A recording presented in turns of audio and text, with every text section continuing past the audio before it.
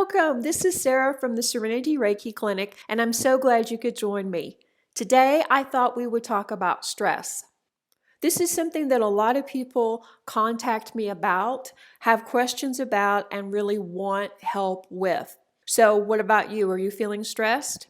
Well, one of the best ways to counter stress is to not get stressed in the first place. So I thought we would start there. How to avoid unnecessary stress. Stress is actually pretty much unavoidable. But did you know stress is a healthy response to overstimulation and perceived threats? So it's completely normal and natural. It's just when we become overwhelmed, overstimulated, and overstressed that it starts taking a toll on our bodies, our minds, and we then end up becoming ill, don't we? So the key is not to become overstressed.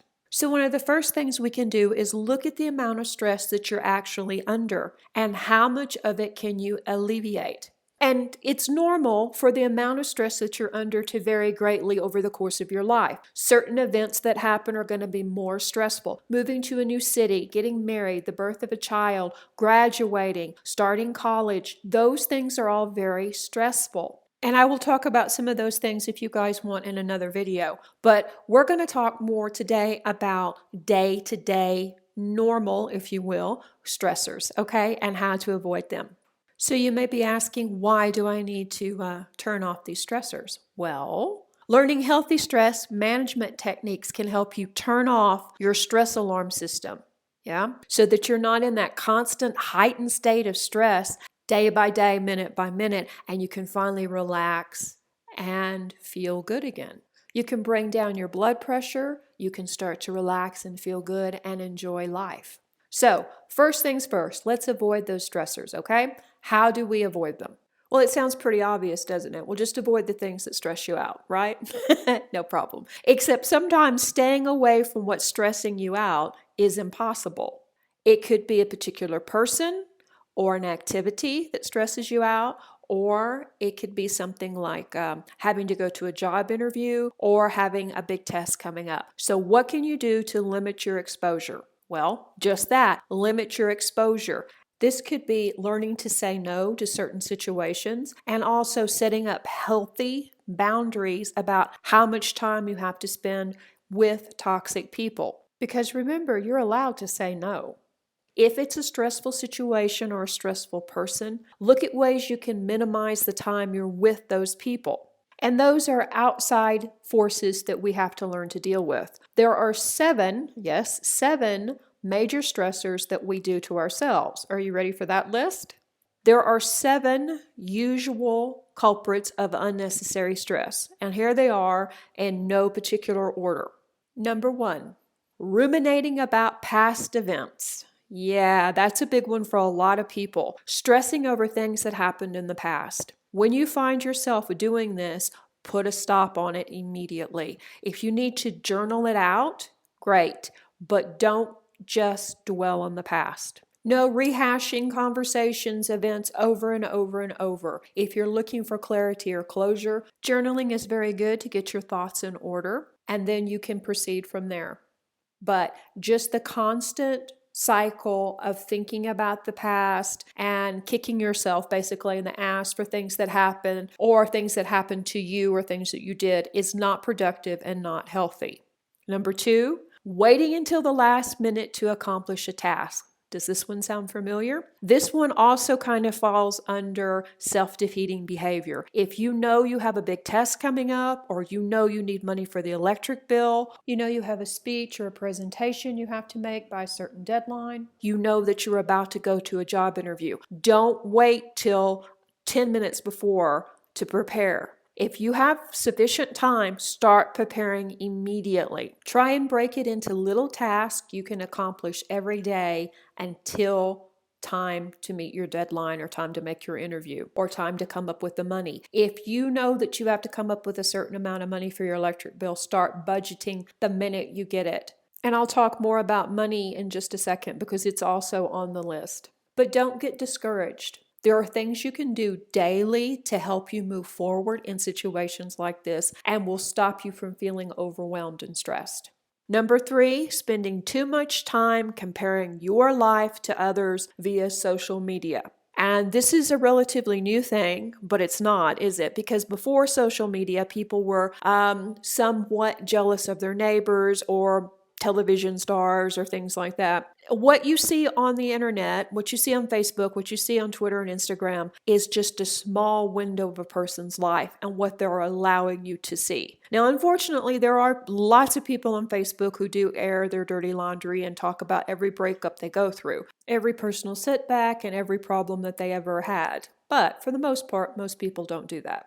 Most people put a happy picture out there and write about the wonderful weekend they had. And you may be sitting at home feeling jealous and left out because you're working really hard to get where you are, and you end up feeling jealous and envious of them and their supposed wonderful life.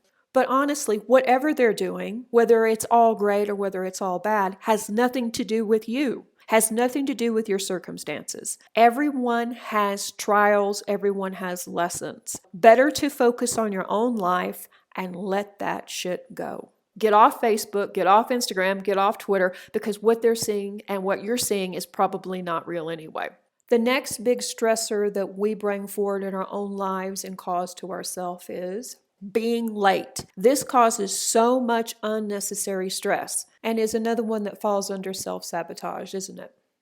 You know you have to be somewhere, calculate the time, and then give yourself another half hour so that you have plenty of time to get there in case you have to get petrol before you leave, or there's bad weather, or you have to take a detour, whatever it may be.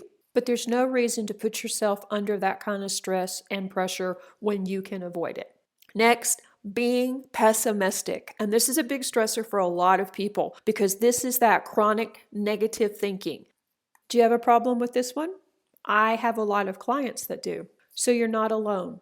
This is when any situation that happens, you find yourself always looking at the negative and never looking at it neutrally or positively. Everything that happens to you, not for you. So the best way to get out of this is to get out of your own head. When something happens or you're offered an opportunity, maybe you need to journal out the pros and cons and see if you're looking at everything more pessimistic than maybe you even realize. Next, having clutter in your home or your office space. And I know you're going, well, why is this a big stressor? When you can't find something, you get stressed. When you're having to constantly step over things, you're getting stressed. When you cannot easily clean, you get stressed. Being in an area full of clutter has been shown scientifically to produce depression in a lot of people. So start breaking it apart into small tasks and handle the clutter. If you need some help, hire somebody to help you. Having too much clutter also interferes with the flow of energy in your home and your office and can also attribute to other problems manifesting from it. So you really need to address this one quickly. And the big one at the end, stressing about money you have spent. Yay! Yeah, this one is stressing about money you've spent when you know you shouldn't. And honestly, from time to time, I think everyone is probably guilty of this. But when it becomes a habit, it becomes a huge stressor. For most people, money equals freedom and choices. And when you don't have enough money, you don't have enough choices, you feel overwhelmed and you feel hopeless. So it's really important to get a control of your spending. And what I'm talking about, for instance, is overspending it online, lending money to family or friends, not paying your bills on time, spending more money than you're making, sitting on a mountain of debt, whether it's credit card debt or student loan debt that you don't see any way you can pay back. All of those things fall under this category. And this is a huge stressor for a lot of people. How do you get past it? You start with a budget. You start with being ruthless and writing everything down and being accountable for every penny you spend.